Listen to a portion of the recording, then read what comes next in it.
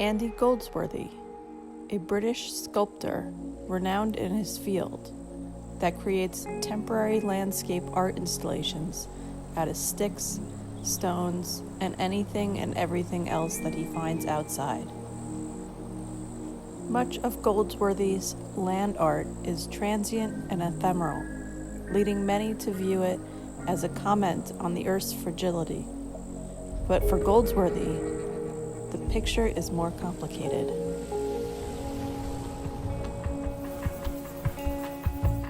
There's two different ways of looking at the world.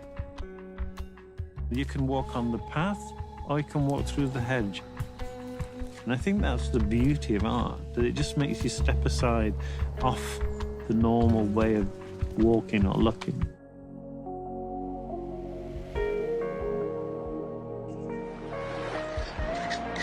Now here I am working with the stone, grinding them down, and I spend all this time, several hours, making a little pile of pigment that I will make into a ball and throw into the river, and there'll be a splash.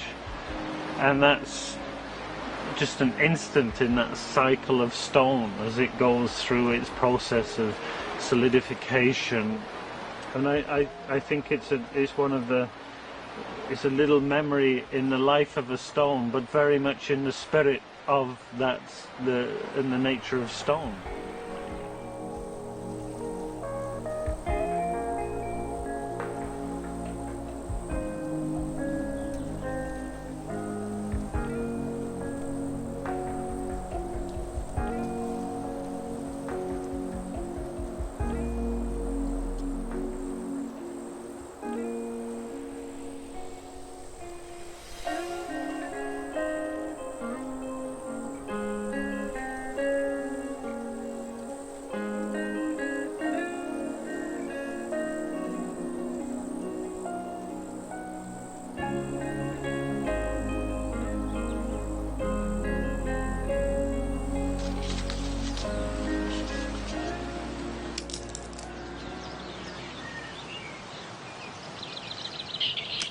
When I make a work, I often take it to the very edge of its collapse.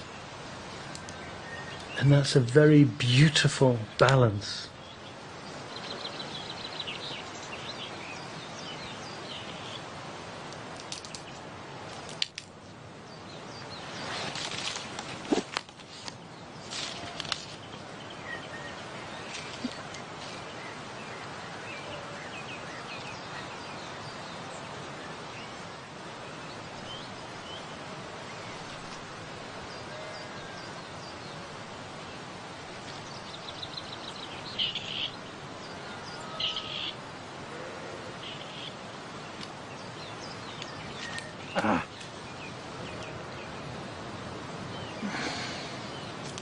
Oops.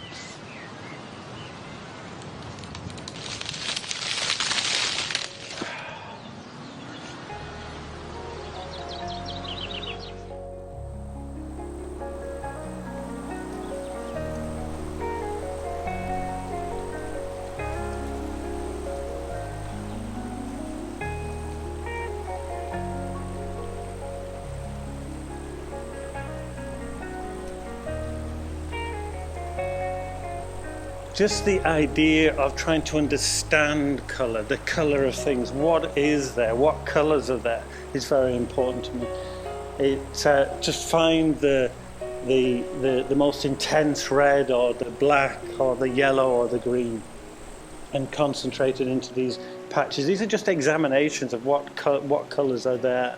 Because I see the world in colour. I mean, black and white photographs look great, but the point about my art is that I learn through what I'm making. I go to nature not to impose things upon it, but to feed from it, to try and understand what is going on. And colour is a very important part of that, to try and understand the nature of colour, what colour means. Water is very important to colour.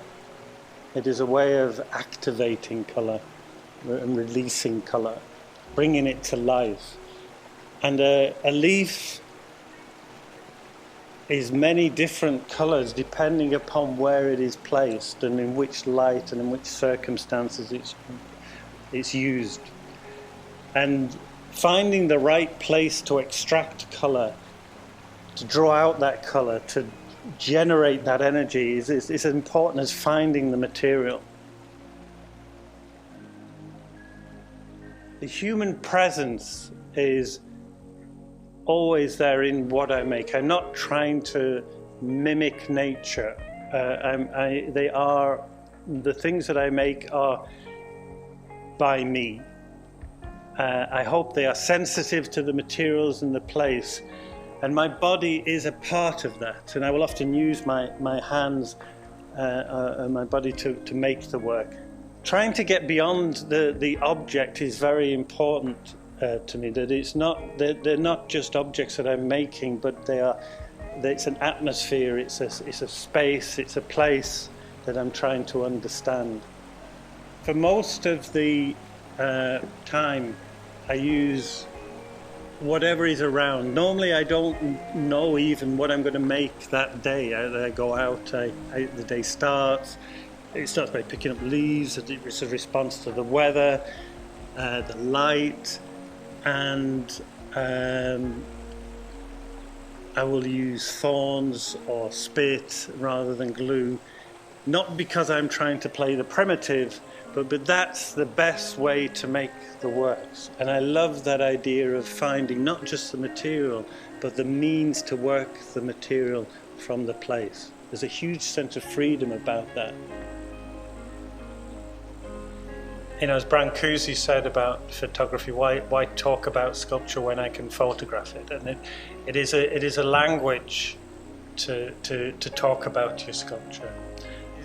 There will always be, it's not intended to replace the sculpture, and the sculpture's not being made for the photograph, but the photograph is a very important result of the work, and it's the way I look at it through photography. It's the way I look at what I've made in the past and can see the links between various things. It is a language. It's my own language as well as a language that I can use to talk with you about it too.